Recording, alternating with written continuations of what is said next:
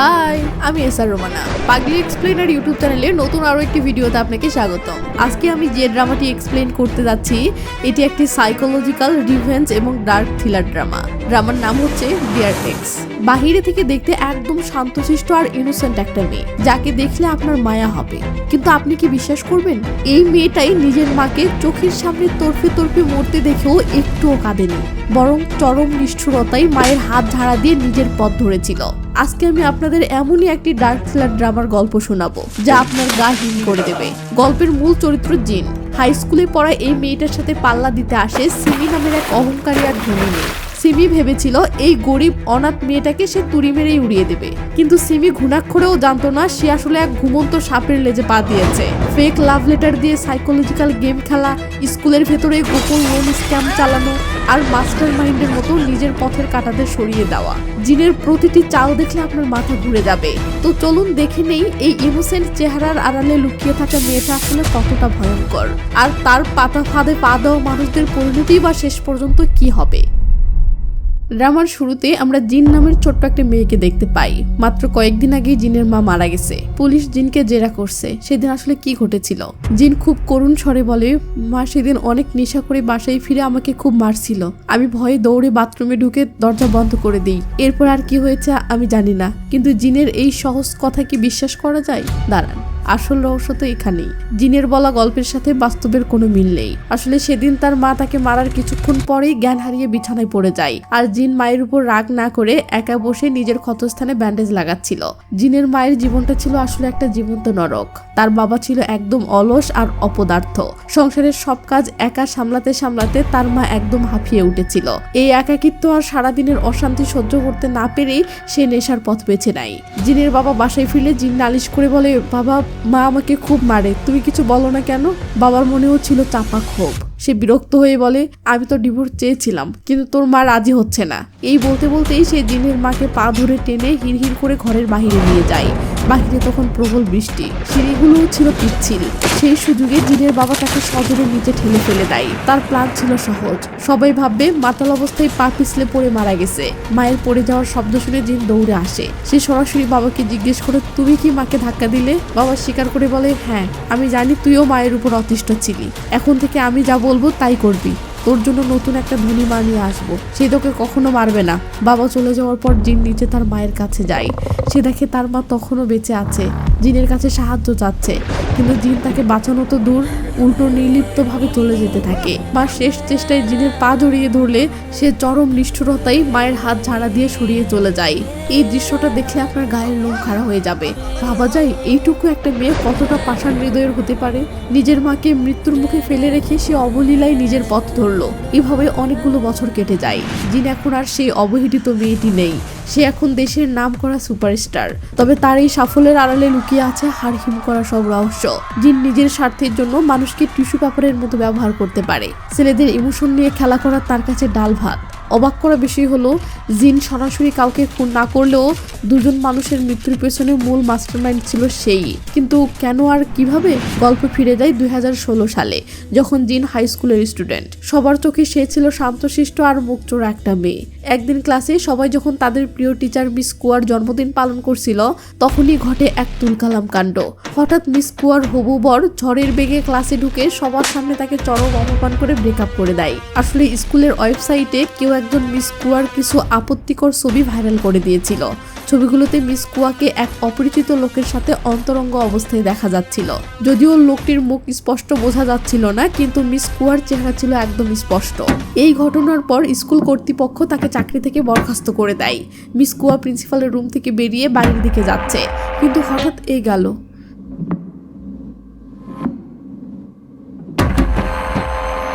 তিনি পড়ে যেতে নিলেই জিন এসে ওনাকে ধরে ফেলে। আর এখানেই জিনের কথা থেকে আমরা জানতে পারি এতক্ষণ ধরে মিস কুয়ার সাথে যা যা হয়েছে এসবের পিছনে আসলে এই জিনেরই হাত রয়েছে। কাহিনী হলো, কিছুদিন আগে মিস কুয়া জিনকে তার মা নেই বলে অনেক কটু কথা শুনিয়ে ভীষণ অপমান করেছিল, আর সেটারই প্রতিশোধ জিন এভাবে নিল। কি মেয়েটা কতটা ডেঞ্জারাস বুঝতে পারছেন তো মিস কুয়া সেখান থেকে চলে গেলে ঠিক তখনই সেখানে এন্ট্রি হয় সিমি নামের একটা মেয়ের। আর এই সিমি হলো জিনের পরবর্তী টার্গেট। সিমি আর আর জিন একই ক্লাসে পড়ে, আর এই সিমি ক্লাসে সবসময় ফার্স্ট হয়ে আসছিল। কিন্তু আজকের রেজাল্ট দিলে সে দেখে জীবনের প্রথমবারের মতো সে সেকেন্ড হয়েছে, আর তার ফার্স্ট পজিশনটা দখল করে নিয়েছে জিন। এটা দেখে সিমির তো মেজাজ পুরো খারাপ হয়ে যায়। সে রেগে মেগে টিচারের কাছে এসে কারণ জানতে চাইলে টিচার বলে, তুমি তো বাকি সব সাবজেক্টেই ভালো নাম্বার পেয়েছো, কিন্তু আর্টে অনেক কম নাম্বার পেয়েছো। এটা শুনে সিমি তো আর্ট টিচারের উপর রাগে ফুলতে থাকে। সিন কাট হলে দেখি ক্লাস শেষে সিমি আর্ট টিচারের সাথে দেখা করতে এসেছে, কিন্তু সেখানে এসে সে থমকে যায়। সে দেখে জিন আর আর্ট টিচার একসাথে দাঁড়িয়ে কি যেন ফিসফিস করে কথা বলছে। তো সিমি চুপি চুপি তাদের কথা শুনতে যাবে, ঠিক তখনই সেখানে জুন নামের এই ছেলেটি এসে সিমিকে সেখান থেকে নিয়ে চলে যায়। আসলে কাহিনী হলো, এই জুন মনে মনে জিনকে ভীষণ পছন্দ করে, আর জিনের জন্য সে যে কোনো কিছুই করতে পারে। সিন চলে আসে পরের দিন স্কুলে। আমরা দেখি সিমি সোজা জিনের কাছে এসে জিজ্ঞেস করে, গতকাল তুই আর্ট টিচারের সাথে কি কথা বলছিলি? জিন তখন একদম ঠান্ডা মাথায় বলে, তোমার উচিত হবে অন্যের ব্যাপারে নাক না গলিয়ে নিজের চরকায় তেল দেওয়া, আর হ্যাঁ, নিজের ভালো চাইলে আমার পিছনে না লাগাই তোমার জন্য ভালো হবে। ব্যাস, জিনের মুখে এমন কথা শুনে সিমি তো পুরো জ্বলতে থাকে। সাথে সিমি এটাও বুঝতে পারে জিনকে দেখতে যতটা শান্তশিষ্ট আর ইনোসেন্ট মনে হয়, সে আসলে তা না, সে খুবই ভয়ঙ্কর একটা মেয়ে। সিন কাট হলে দেখি ক্লাসের সবাই জিনকে ফার্স্ট হওয়ার জন্য অভিনন্দন জানাচ্ছে। এমন সময় এক টিচার এসে জুনকে বলে, ডেভিড, কম্পিটিশনের জন্য প্রিপারেশন নিতে শুরু করো, কারণ কিছুদিন আগেই জুন একটা রাইটিং কম্পিটিশনে ফার্স্ট হয়েছিল, যার জন্য সে এই কম্পিটিশনে যাওয়ার সুযোগ পেয়েছে। কিন্তু জুন টিচারকে বলে, স্যার, আমি এই কম্পিটিশনে অংশগ্রহণ করতে চাই না, বরং আমার এই সুযোগটা আমি জিনকে দিতে চাই। জুনকে এমনটা করতে দেখে সিমির মেজাজ তো আরো বেশি খারাপ হয়ে যায়, কারণ এই সিমি আবার মনে মনে জুনকে ভীষণ পছন্দ করে। আর এই কম্পিটিশনে জুন আর সিমির একসাথে অংশগ্রহণ করার কথা ছিল, কিন্তু এখন জুনের জায়গায় জিন যাবে এটা তো সিমি কিছুতেই মেনে নিতে পারছে না। তো এরপর এরা যখন একসাথে কম্পিটিশনের ব্যাপারে ডিসকাস করছিল যে কে কি কাজ করবে, তখন সিমি ইচ্ছে করে রিসার্চের নাম করে জিনকে এক সাইড করে দিতে চায়। কিন্তু জিন তো ছিল তার চেয়েও বড় শয়তান, সে সাথে সাথে সিমির এই চালাকিটা ধরে ফেলেও তার সিদ্ধান্তে একদমই রাজি হয় না, আর এটা দেখে সিমির আগে আরো বেশি ফুলতে থাকে। তো এরপর বাড়ি ফেরার পথে সিমি তার মাকে সবকিছু খুলে বলে। সব শুনে তার মা তাকে আশ্বস্ত করে বলে, আরে এই জিনকে নিয়ে তোর এত চিন্তা করার কিছু নেই, কারণ সিমির বাবা এই শহরের বিশাল প্রভাবশালী আর ধনী একজন মানুষ। এমনকি প্রতি বছর তিনি এই স্কুলে মোটা অঙ্কের টাকা ডোনেট করেন, তাই স্কুল অথরিটি অবশ্যই এই জিনের একটা ব্যবস্থা করে ছাড়বে। তাছাড়া সিমির মা আরো একটা খবর পেয়েছে, এই জিন নাকি আসলে একটা অনাথ মেয়ে, নিজের পড়াশোনার খরচ চালাতেই নাকি তার হিমশিম অবস্থা। তো এমন একটা মেয়েকে তুড়ি মেরে উড়িয়ে দেওয়া সিমির ফ্যামিলির কাছে কোনো ব্যাপারই না। জিনের এই হারির খবর জানতে পেরে সিমি তো মনে মনে দারুণ খুশি, আর তখনই সে জিনকে ফাঁসানোর জন্য মনে মনে একটা কুটিল প্ল্যান করে ফেলে। সিন কাট হলে দেখি ওদিকে জুন কিছু খাবার দাবার নিয়ে জিনের বাসার সামনে হাজির হয়, তবে সে হুট করে ঘরের ভিতর ঢুকে পড়ে না, বরং বাহিরে দাঁড়িয়ে এক দৃষ্টিতে জিনের দিকে তাকিয়ে থাকে। আর ঠিক সেই মুহূর্তে সে চোখ বন্ধ করতেই তার চোখের সামনে অতীতের কিছু ঝাপসা স্মৃতি ভেসে ওঠে। এরপর চোখ খুলতে দেখে সে জিনের একদম সামনে দাঁড়িয়ে আছে। জিন তখন তাকে বলে, অনেক রাত হয়েছে জুন, এখন তুমি বাসায় ফেরা উচিত। কিন্তু জুন যেন জিনের মায়ায় আটকে পড়ে গেছে, সে জিনের কাছে থেকে নড়তেই চায় না। তো কথা বলার এই ফাঁকে জিন জুনের কাছে একটা নোট খাতা চায়। জুন তখন খাতাটা বের করে দেয়। জিন সেটার ভেতরে একটা চিঠি খুঁজে পায়, কিন্তু অদ্ভুত ব্যাপার হলো এই লেটারটা জুনের খাতায় কই থেকে আসলো আর কে এটা দিয়েছে সে ব্যাপারে জুন নিজেও কিচ্ছু জানে না। চিঠিটা খুলতেই জিন দেখে এটা তো একটা লাভ লেটার। পরে দেখে সিমি এই চিঠিটা জুনকে লিখেছে। জুন বলে ওঠে, ফেলে দাও এটা। কিন্তু জিন সে তো অন্য ধাতুর মানুষ, সে বলে, না না, এই চিঠির উত্তর দেওয়া উচিত তোমার, আমি তোমাকে হেল্প করব। তো সিন পরের দিন স্কুল আসলে দেখি পুরো স্কুলে একটা গসিপ ঘুরে বেড়াচ্ছে, জিন নাকি একটা অনাথ মেয়ে, খুবই গরিব পরিবার, মাও নেই তার। সবাই এখন জিনকে একটু অন্য চোখে দেখছে, আর এই কাজটা করেছে সিমি। আগের দিনই সে এটা প্ল্যান করে রেখেছিল সবার সামনে জিনকে এভাবে ছোট করবে। এখানেই শেষ না, সিমির মা আবার আলাদাভাবে টাকা দিয়ে কম্পিটিশন থেকে জিনকে বের করে দেয়। তারপর টিচার এসে জিনকে বলতে থাকে ফাইনাল কম্পিটিশনের সময় প্রায় চলে এসেছে, এই মুহূর্তে নতুন কাউকে নেওয়া সম্ভব না। কিছু স্টুডেন্টের বাবা মাও নাকি অলরেডি হুমকি দিয়েছে, কমপ্লেন করবে। এটা শুনে জিন শান্তভাবে জিজ্ঞেস করে, কার কার বাবা মা হুমকি দিয়েছে? এই একটা প্রশ্নেই টিচার চুপ। সিন ক্লাসরুমে আসলে দেখি সিমি জিনকে নিয়ে যা ইচ্ছে তাই বলছে, কম্পিটিশন থেকে বের হওয়া নিয়ে জ্বালিয়ে মারছে। কিন্তু জিন সে মুখে কিছুই বলে না, শুধু একটা চিঠি ধরিয়ে দিয়ে বলে, এই চিঠিটা জুন তোমাকে দিতে বলেছে। সেই চিঠিতে সিমিকে এমনভাবে রিজেক্ট করা হয়েছে যে সিমির মুখটা কালো হয়ে যায়, অপমানের রীতিমতো জ্বলতে থাকে। এদিকে টিচার আবার সিমিদেরকে ডেকে বলে, এবছরের কম্পিটিশন ক্যান্সেল, কেউ একজন অথরিটির কাছে স্কুলের বিরুদ্ধে অভিযোগ করেছে। এবার সিমি এটা শুনেই বুঝে ফেলে এই কাজটা জিনেরই। ওয়াশরুমে গিয়ে সিমি মাকে কল করে বলে, আমি জিনকে ছাড়বো না। ঠিক সেই মুহূর্তে ওয়াশরুম থেকে বের হয়ে আসে জিন, সব শুনে ফেলেছে। জিন এবার শান্ত গলায় বলে, তুমি যা করেছো তার ফল পেয়েছো, আমার মা নেই, এসব তুমি ছড়িয়েছ, সেটা আমি ভালো করেই জানি। তবে ধন্যবাদ জানাতে চাই তোমাকে, কারণ তোমার জন্যই আমার এই বোরিং স্কুল লাইফটা এখন অনেক বেশি এন্টারটেইনিং হয়ে উঠেছে। এই বলে একটু ভাব নিয়ে এসে চলে যায়। সিমি তো রাগে জ্বলতে থাকে। তো সিমি ক্লাসে গিয়ে জিনের নোটবুক নিয়ে হাতের লেখার সাথে সেই চিঠির লেখা মিলিয়ে দেখে সন্দেহ ঠিক হয়েছিল, চিঠিটা জুন লেখেনি, জিনই লিখেছে। এদিকে আমরা আরেকটা গোপন বিষয় জানতে পারি, জিন আসলে স্কুলের ভেতরে একটা লোন স্ক্যাম পরিচালনা করত। স্টুডেন্টদেরকে ছোট ছোট টাকা ধার দিত আর সুদ নিত অনেক বেশি। কেউ একদিনের জন্য টাকা দিতে না পারলে তাকে নানাভাবে হ্যারাসমেন্ট করে টাকা উদ্ধার করা হতো। তবে জিন নিজে এসব করতো না, কিম নামের একটা ছেলে এইসব কাজ করত। কিম জিনের সাথে একই ক্লাসে পড়ে। তো কিম কিভাবে এই কাজে ঢুকলো সেটা বলি। একদিন কিম ঝগড়ার পর রাগে হেরে গিয়ে একজনের ব্যাগ থেকে ইয়ারফোন চুরি করছিল। ঠিক তখনই সেখানে জিন এসে পড়ে। কিম একটু ঘাবড়ে গেলে জিন বলে, ভয় নেই, কাউকে কিচ্ছু বলবো না। কিম বলে, তাহলে কি চাও তুমি? জিন সুযোগ বুঝে তাকে সরাসরি স্ক্যামের কাজে ঢুকিয়ে দেয়, বলে এই কাজের বদলে টাকাও পাবে। আর কিমের বাবার সাথে কিমের সম্পর্ক ভালো ছিল না, টাকার দরকার ছিল, ব্যাস রাজি হয়ে যায়। তো সিমি এদিকে জিনের উপর রাগে একদম ফাটতে থাকে। সেই চিঠির অপমানের বদলা নিতে এক বালতি পানি এনে জিনের উপরে ঢেলে দেয়। জিন আবার এই অবস্থাতেই ক্লাসরুমে চলে আসে, কারণ সবার সামনে ইনোসেন্ট সাজার এর চেয়ে ভালো সুযোগ আর কি হতে পারে। জুন দৌড়ে এসে তোয়ালে দিয়ে ঢেকে রেস্টরুমের দিকে নিয়ে যায়। পথে কিমের সাথে দেখা। কিম জিজ্ঞেস করে কি হয়েছে, কিন্তু দুজনের কেউই কথা বলে না, কারণ স্ক্যামের সাথে যোগ থাকায় স্কুলে কারোর সামনে কথা বলা যাবে না। সিন ক্লাসরুমে আসতে দেখি কিম ক্লাসে বসে জিনের সাথে স্ক্যামের ব্যাপারে কথা বলতেছে। তার ফোনে জিনের নাম সেভ করা আছে বস নামে। ঠিক তখনই টিচারের চোখে পড়ে একটা হিসাবের খাতা। অনেক স্টুডেন্টদের নামের পাশে বিভিন্ন সংখ্যা লেখা। টিচারের সন্দেহ হয়, খাতাটা দেখতে চায়। কিম দেখাতে রাজি হয় না। টানাটানিতে একসময় কিমের ফোনটা হাত ফসকে পড়ে যায়, আর সেটা সিমি পেয়ে যায়। ফোনের লকও ছিল না। সিমি জিন আর কিমের সব মেসেজ দেখে ফেলে। তবে জিনের জায়গায় বস লেখা থাকায় জিনের ব্যাপারটা সিমি ধরতে পারে না। এদিকে রেস্ট রুমে বসে জিন জুনের সামনে একদম ইনোসেন্ট সেজে গল্প করে। সিমি কত কি করছে তার সাথে। আসলে জিন জুনের সিম্পাতি চাচ্ছে, যাতে জুন সবসময় তার পাশে থাকে। পরের দিন জিন জানতে পারে কিম ধরা পড়েছে। জিন তো ঘাবড়ে যায়, কারণ কিমকে যদি ভালো করে জিজ্ঞাসাবাদ করা হয় তাহলে তো তার নামে উঠে আসতে পারে। তাই জিন দ্রুত কিমের সাথে দেখা করতে যায়। কিম বলে, আমি তোমার নাম কাউকে বলিনি, চিন্তা করো না, তবে আমি আর এই কাজ করব না। ব্যাস এখানেই জিনের নাটক শুরু হয়। সাথে সাথে সে কিমকে জড়িয়ে ধরে, মিষ্টি মিষ্টি কথা বলতে থাকে। কিমের বাবার সাথে সম্পর্ক কতটা খারাপ সেটা নিয়েও সহানুভূতি দেখায়। এসব কথা শুনে কিম তো আইসক্রিমের মতো বলে যায়, বলে আমি জানতামই না তুমি আমাকে এত ভাবো, বেচারা। এদিকে সিমি দূর থেকে দেখে ফেলে জিন আর কিম একসাথে কথা বলছে, আর সাথ থেকে জুনও পুরো ব্যাপারটা দেখছে। পরের দিন কিম নতুন ফোন নিয়ে জিনকে কল করে। জিন বলে, এই মুহূর্তে তোমাকে খুব দরকার। কিম দৌড়ে আসে। জিন বলে, তোমার ফোন সিমির কাছে, সেটা দিয়ে সে আমাকে ব্ল্যাকমেল করছে। কিম রাগে উঠে পড়ে ফোনটা ছিনিয়ে আনতে। জিন বলে, শান্ত হও। কিম জিজ্ঞেস করে, এত কিছুর মধ্যে জুন কোথায়, সে কেন পাশে নেই? জিন মিষ্টি সুরে বলে, আমি জুনের চেয়ে তোমাকে বেশি বিশ্বাস করি, তাই তো জুনকে ডাকিনি, তোমাকে ডেকেছি। কিম একদম ইমপ্রেস, সব করতে রাজি। সিনি ক্লাসরুমে আসলে দেখি একজন ক্লাসমেট টিচারের বিয়ের জন্য সবার কাছ থেকে টাকা তুলতেছে। জিন টাকা দিতে গেলে মেয়েটা নেয় না, কারণ সে জেনেছে জিন গরিব। জিন বিষয়টা বোঝে, তাই মেয়েটার কানে কানে বলে দেয়, কার সাথে মিসের বিয়ে হবে এটা তোমরা জানো না, শুনবে?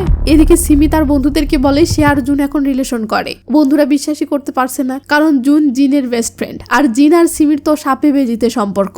সিমি বলে জিনের সাথে সব ঠিক হয়ে গেছে, এরপর আর জিনের নাম তুলবে না। আসলে সিমি জুনের প্রেমে এতটাই অন্ধ যে অন্য কিছুতে মাথাই নেই। এই সুযোগে জিন কৌশলে সিমির লকারের পাসওয়ার্ড দেখে নেয়, তারপর সেটা কিমকে পাঠিয়ে দেয়। আসলে সিমির লকারে কিমের পুরনো ফোনটা ছিল। তারা সবাই মিলে সিমিকে ফাঁসানোর প্ল্যান করতেছে। তো পিটি ক্লাসের দিন জুন সিমিকে বলে, পেট ব্যথার বাহানা করে মেডিকেল রুম থেকে বেরিয়ে সরাসরি খালি ক্লাসরুমে আসো, একসাথে চুপি চুপি গল্প করব। সিমি তো মহা খুশি। পিটির সময় সিমি টিচারকে ব্যথার কথা বলে সরে পড়ে। এদিকে জিন যায় আর্ট টিচারের কাছে, মানে সেও অসুস্থতার বাহানায় পিটি ফাঁকি দিয়েছে। সিমি ক্লাসে এসে বোর্ডে একটা মেসেজ দেখে, লেখাটা মুছে দিয়ে আর্ট রুমে এসো, সেখানেই অপেক্ষা করছি। সিমি লেখা মুছে আর্ট রুমের দিকে চলে যায়। সিমি চলে যেতে আগে থেকে লুকিয়ে থাকা কিম বের হয়ে আসে। সে জিনকে মেসেজ দেয় সিমি আর্ট রুমের দিকে যাচ্ছে। তারপর কিম ক্লাসে গিয়ে কয়েকজনের বই খাতা ব্যাগ তছনছ করে দেয়, আর যে মেয়েটা টিচারের বিয়ের টাকা তুলেছিল সেই টাকাগুলো নিয়ে সিমির লকারে রেখে দেয়। এদিকে আর্ট রুমে জিন টিচারের সাথে কথার মাঝখানে হঠাৎ একটু নাটকে নেমে পড়ে, বলে, স্যার আপনাকে আমার কিছু বলার ছিল, খুব নার্ভাস লাগছে, একটু হাতটা ধরুন না প্লিজ। ঠিক এই মুহূর্তেই সিমি ঢুকে পড়ে, দেখে টিচার জিনের হাত ধরে আছে, ট্রু লাভ নিয়ে কথা হচ্ছে। সিমি ভাবছে জিনের আরেকটা রহস্য ধরে ফেলেছি, কিন্তু বেচারি সিমি বুঝতেই পারছে না যে সে আসলে কোন জালে ফাঁসতেছে। ওদিকে জুন ক্লাস মনিটরকে সাথে নিয়ে পুরো পিটির সময় কাটিয়ে দেয়, যাতে মনিটর ক্লাসের দিকে যেতে না পারে। পিটি শেষে সবাই ক্লাসে ফিরে এসে দেখে সব এলোমেলো, আর টাকা উঠানো মেয়েটা দেখে তার ব্যাগে কোনো টাকা নেই। ক্লাসে একদম হট্টগোল, সন্দেহ যায় তাদের উপর যারা পিটিতে ছিল না। তার মধ্যে সিমি রেগে গিয়ে নিজের ব্যাগ খুলে দেখাতে থাকে। ঠিক তখনই কিম এসে বলে, চুরিটাকে কেউ কি ব্যাগে রাখে? লকার সার্চ করো। সিমি লকার খুলতে দিতে চাচ্ছে না, কারণ ভেতরে কিমের ফোন আছে। ধুম, কিম এক লাথি মেরে লকারটা ভেঙে ফেলে। এরই মধ্যে জিন আর জুন ক্লাসে ঢোকে। কিম তার ফোনটা খুঁজে পায় আর সেই টাকাগুলোও বের করে। সিমি বলে, ফোনটা আমি কুড়িয়ে পেয়েছি। কিম টাকাগুলো বের করে বলে, এগুলোও কুড়িয়ে পেয়েছো? পুরো ব্যাপারটা ক্লাসের কেউ ভিডিও করছিল। সিমি এখন পুরো ফেসে গেছে। ক্লাসের সবাই তাকে বুলি করা শুরু করে। জুন দূর থেকে হেসে বলে, এখনো অনেক কিছু হওয়ার বাকি আছে। সিমি রাগের মাথায় সে জিন আর আর্ট টিচারের প্রেমের ব্যাপারটা ক্লাসে বলে দেয়। বলে, জিন টিচারের সাথে প্রেম করে, তাই আমাকে কম নাম্বার দিয়ে জিনকে প্রথম করিয়েছে, আর জিন আর কিম মিলে পুরো স্ক্যামটাও চালাতো। এইসব পরিকল্পনা করে জিন আমাকে ফাঁসিয়েছে। কিম বলে ওঠে, প্রমাণ আছে? সিমি বলে, হ্যাঁ, এই ফোনেই আছে, বস নামে জিনের নাম সেভ করা। কিম ফোনটা দিয়ে বলে, দেখাও তাহলে। সিমি ফোন নেয়, কিন্তু কোথাও কোনো চ্যাট নেই, কারণ কিম তো আগেই সব ডিলিট করে ফেলেছে। এই রে, সিমি আবার ভুল প্রমাণিত। ঠিক তখনই একটা ম্যাম ক্লাসে ঢোকে, যার বিয়ের জন্য টাকা উঠানো হয়েছিল। সিমি এবার আবার জিন আর টিচারের প্রেমের কথা তোলে। বলে, আমি নিজে দেখেছি, হাত ধরে ট্রু লাভ নিয়ে কথা বলছিল। এটা শুনে ম্যাম সজোরে সিমির গালে চড় মারে, কারণ এই ম্যামের সাথে আর্ট টিচারের বিয়ে হওয়ার কথা। জিন তখন সবার সামনে এসে শান্তভাবে বলে, আর্ট টিচার আমাকে ট্রু লাভ নামের একটা কাউন্সেলিং সেন্টারে পাঠাতে চাইছিলেন, সেই ব্যাপারেই কথা হয়েছে, এটুকুই। সিমি তো পাগলের মতো করতে থাকে। ক্লাসের সবাই এখন শুধু সিমিকে দায়ী করছে। সিমি বুঝে যায় এই পরিকল্পনা শুধু জিনের একার ছিল না, জুন আর কিমও ছিল। জুনের কাছে গিয়ে জিজ্ঞেস করে, তুমি আমার সাথে এমনটা কেন করলে? জুন কানে কানে বলে, আমি তোমাকে আগেই বলেছিলাম জিনের থেকে দূরে থাকতে। তো সিমিকে টিচার রুমে নিয়ে যাওয়া হয়। ওদিকে যারা ভিডিও করেছিল তারা সব অনলাইনে দিয়ে দেয়। মুহূর্তের মধ্যে চারিদিকে ছড়িয়ে পড়ে। সিমির বাবা বিখ্যাত উকিল, এত বড় উকিলের মেয়ে হয়ে চুরির মতো ঘটনায় জড়িয়েছে। লোকজন বলতে থাকে, যেমন বাপ তেমন মেয়ে। পরিবারের সম্মান মাটিতে মিশে গেছে। যে সম্মানের অহংকার নিয়ে সিমি এতদিন জিনকে ছোট করেছিল, সেটা এখন ধুলোই। বদলাভ পুরোটাই নিয়েছে জিন। সিমি স্কুল থেকে বেরোনোর সময় জিনের সামনে পড়ে। বলে, তুমি যাই করো না কেন, আমার কিছুই করতে পারবে না, আমার পরিবার অনেক প্রভাবশালী। জিন তাচ্ছিল্যের সুরে বলে, তোমার বাবার ক্ষমতার কথা বলছো? আগে আমার কথা শোনো। মিস কুয়ার সাথে অবৈধ সম্পর্ক কার ছিল জানো? তোমার বাবা। ওই মিস তোমাকে পড়াতে বাড়িতে আসতো, সেখান থেকেই সম্পর্ক শুরু। এই খবরটা যদি চারদিকে ছড়িয়ে পড়ে, তাহলে তোমার বাবার ক্ষমতা কতটুকু টিকবে? লোকে বলবে, যেমন বাবা তেমন মেয়ে। তাই বলছি, আমাকে হারানোর স্বপ্ন বাদ দাও। যতটুকু ক্ষতি হয়েছে তাতেই খুশি থাকো। সবশেষে জিন সিমিকে ধন্যবাদ জানাই তার টার্গেট হওয়ার জন্য। এই বলে চলে যায়। সিন কাট হলে দেখি জিন তার মায়ের স্মৃতি সংগ্রহ হলে এসে দাঁড়িয়েছে। বলে, কেমন আছো মা? আমি ভালোই আছি। একটা মেয়ের জন্য একটু ঝামেলায় পড়েছিলাম, এখন ঠিক হয়ে গেছে। তারপর বলে, জানো মা, সেমিস্টারের শুরুতে একটা আর্ট অ্যাসাইনমেন্ট দিয়েছিল, জমা দিতে ভুলে গিয়েছিলাম। টিচারকে বললাম হাতের কবজিতে ব্যথা, আর্ট করতে পারি না। ভেবেছিলাম বিশ্বাস করবে না, কিন্তু টিচার উল্টো দয়া দেখিয়ে পুরো নম্বরটাই দিয়ে দিলেন। এমনকি ট্রু লাভ কাউন্সেলিং সেন্টারে পাঠানোর কথা বললেন, আর একটা ইনভিটেশন লেটারও দিলেন। যিনি একটু হেসে বলে, এই লেটারটা তোমাকে গিফট করলাম মা, পরকালে গিয়ে কাউন্সেলিং করে নিও। আমাকে নিয়ে কোনো চিন্তা করো না, তোমার মতো মরবো না আমি জীবনে কত উপরে যাই দেখে নিও, আর আমি যত উপরে উঠতে পারবো তোমার মৃত্যু ততটাই সার্থক হবে। তখনই একটা ফ্ল্যাশব্যাক আসে। 2007 সাল। জিনের মা তাকে দিয়ে বিভিন্ন স্টোর থেকে চুরি করাতো। জিন ধরা পড়লেই মা লুকিয়ে পড়তো। আর যেদিন জিনের মা মারা যায়, সেদিন জুনের বাবাও মারা যায়। আসলে জিনের বাবা আর জুনের মা মিলে পরিকল্পনা করে তাদের পার্টনারদের মেরে ফেলেছে, যাতে পরে তারা বিয়ে করতে পারে। তারপর একদিন জিনের বাবা তাকে সাথে নিয়ে জুনদের বাসায় আসে। বলে, এটা তোমার নতুন মায়ের বাসা, ভালোভাবে থাকলে তারা তোমার বড় হওয়া পর্যন্ত দেখাশোনা করবে। ছোট জুনকে দেখা যায় জিনকে পেয়ে খুশি হয়েছে, কিন্তু জিনের বাবা আর জুনের মায়ের কথা জিন বাহিরে দাঁড়িয়ে শুনে ফেলে। জুনের মা বলছে, বাড়িটা বিক্রি করলেও তেমন টাকা পাবো না। জিনের বাবা বলে, চিন্তা করো না, আমার কাছে একটা ট্রাম্প কার্ড আছে। জিন দেখতে সুন্দর মেয়ে, তার ভিডিও বানিয়ে বিক্রি করলে অনেক টাকা পাবো। তারপর জিনকে অনাথ আশ্রমে পাঠিয়ে দিব। আর একটা কথা, জিনের সাথে লাগতে যেও না, ও পুরোপুরি তার মায়ের মতো ক্রিমিনাল মাইন্ডের। জিন সব শুনে ফেলে। গল্প 2016 সালে ফিরে আসে। জিনের বাবা জেল থেকে বের হয়ে স্কুলের বাহিরে দাঁড়িয়ে জিনকে খুঁজছে। সিমিও সেখানে পড়ে যায়। শুনে ফেলে জিনের বাবা ফোনে জিনের ব্যাপারে কথা বলছে। সিমি জিজ্ঞেস করে, আপনি কি জিনের বাবা? হ্যাঁ শুনে তাকে ভিতরে নিয়ে যায়। এদিকে কিম আর জিন সিমির লকার থেকে আনা একটা ডায়েরি পড়ছিল। সেখানে ক্লাসের সব স্টুডেন্টের নামের পাশে অ ই গ্রেড লেখা। পরিবার ধনী হলে অ, গরিব হলে ই। ঠিক তখনই জিনের ফোনে কল আসে। তার বাবা স্কুলে চলে এসেছে। জিন দৌড় দেয়। জিনের বাবা স্কুলে জিনের নাম ধরে চিৎকার করছে। আশেপাশে শিক্ষার্থীরা হতভম্ব। জিনের বাবা আছে? জিন তো একা বলেই জানতো সবাই। ঠিক তখন জুন এসে বলে, বাবা আপনি এখানে কি করছেন? সবাই একদম কনফিউজড। এটা কার বাবা, জিনের নাকি জুনের? জুন তাকে টাকার লোভ দেখিয়ে কোনো মতে সেখান থেকে নিয়ে যায়। জিন দূর থেকে সব দেখছে, চোখে পানি। জিন চলে যাওয়ার সময় সিমির ডায়েরিটা সেখানে ফেলে যায়। কিছু স্টুডেন্টের হাতে পড়ে সেটা। নামের পাশে নিজেদের গ্রেড দেখে তারা সিমিকে ঘৃণা করতে শুরু করে। এদিকে জুন জিনের বাবাকে টাকা দিয়ে বলে আর কখনো জিনের আশেপাশে ঘুরঘুর করবেন না। জিনের বাবা বলে, কেন আসবো না, আমি তো ওর বাবা। জুন বলে, আমি জানতাম আপনি টাকা পেয়েও এমনটাই বলবেন, তাই অর্ধেক দিয়েছি, বাকি অর্ধেক জিনের গ্রাজুয়েশনের পর পাবেন। বাবা যাওয়ার আগে জিনের মাথায় হাত বুলিয়ে বলে, আবার দেখা হবে। এই মুহূর্তে মিডিয়ার এক মহিলা মেরির নজর পড়ে জিনের উপর। জিন তো অনেক সুন্দরী, অভিনেত্রী হিসেবে পছন্দ হয়েছে, কিন্তু জিন রাজি হয় না। এদিকে বাড়িতে ফিরে কিম দেখে তার বাবা ছোট ভাইকে মারতেছে। কিম আটকাতে গেলে তার বাবার আগে ছুরি বের করে, আর এই সময় ধস্তাধস্তিতে ছুরিটা তার বাবার শরীরে ঢুকে যায়। কিমের বাবা সেখানেই মারা যায়। ওদিকে সিমির ডায়েরি পেয়ে যে মেয়েরা রেগে গিয়েছিল তারা দল বেঁধে সিমিকে এসে বুলি শুরু করে। তারা বলে, আমরা গরিব দেখে আর তুমি বড় লোক বলে তুমি আমাদেরকে এমন চোখে দেখো। সিমি এই পরিস্থিতি থেকে বাঁচার জন্য তাদেরকে টাকা অফার করে, কিন্তু এতে করে এরা আরো বেশি ক্ষিপ্ত হয়ে যায় এবং রাগে মারতে শুরু করে। সিন কিমের কাছে আসলে দেখি কিম তার ভাইকে তারা ক্যান্টির কাছে রেখেছে। এরপর জিনকে কল করে বলে, এটাই তোমার সাথে শেষ কথা, বাবাকে মেরে ফেলেছি, পুলিশ স্টেশনের সামনে আছি, আত্মসমর্পণ করব। তবে বাবাকে মারার জন্য আমার এতটুকুও গিল্টি ফিল হচ্ছে না, কারণ বাবা আমার জীবন নরক বানিয়ে দিয়েছিল। জিন বলে ওঠে, না এমনটা করো না, তাহলে আরো বিপদে পড়বে। অনেক গিল্টি ফিল হচ্ছে, এই ভাব নিয়ে যাও এবং পুলিশকে এমনটা বোঝাও যে এটা একটা দুর্ঘটনা ছিল, তুমি শুধু নিজেকে বাঁচাতে চেয়েছিলে। কিম খুশি হয়ে জিনকে অনেক ধন্যবাদ জানাই। এরপর সিন চলে আসে সিমির কাছে। সেই বুলি করা ঘটনার পর সিমি স্কুল ছেড়ে একেবারের মতো চলে যায়। আর তারপর থেকে জিনদের স্কুল লাইফ কিন্তু দারুণভাবেই কেটে যায়। মজা, আনন্দ, হাসি, হই হুল্লোড়ে স্কুলের বাকি দিনগুলো একদম পার করে ফেলে। সিন চলে আসে 2018 সালে। আজকে রেজাল্টের দিন। জিনের এতদিনের স্বপ্ন পূরণ হয়। অসাধারণ একটা রেজাল্ট করেছে সে। বড় একটা ল ইউনিভার্সিটিতে চান্সও পেয়ে গেছে। জিন আর জুন দুজনেই মহা খুশি। তারপর জুন তার দাদার কাছে গিয়ে বলে, তার একটা ক্লাসমেট ইউনিভার্সিটিতে চান্স পেয়েছে, কিন্তু তার কাছে টাকা নেই। দাদা একটু যদি সাহায্য করেন, সুদে আসলে ফেরত দেবে। দাদা জিজ্ঞেস করে, কিভাবে ফেরত দিবে? জুন বলে, পার্ট টাইম জব করব। দাদা বলে, ওসব করতে হবে না, কিছুদিন পর আমি চিকিৎসার জন্য 3 দিনের জন্য জাপান যাব, তুমি সেই 3 দিন আমার দেখাশোনা করবে, আর টাকা ফেরত দিতে হবে না। আসলে এটা দাদার বাহানা ছিল, নাতির সাথে সময় কাটাতে চাইছিল সে। জুন তো মহা খুশি হয়।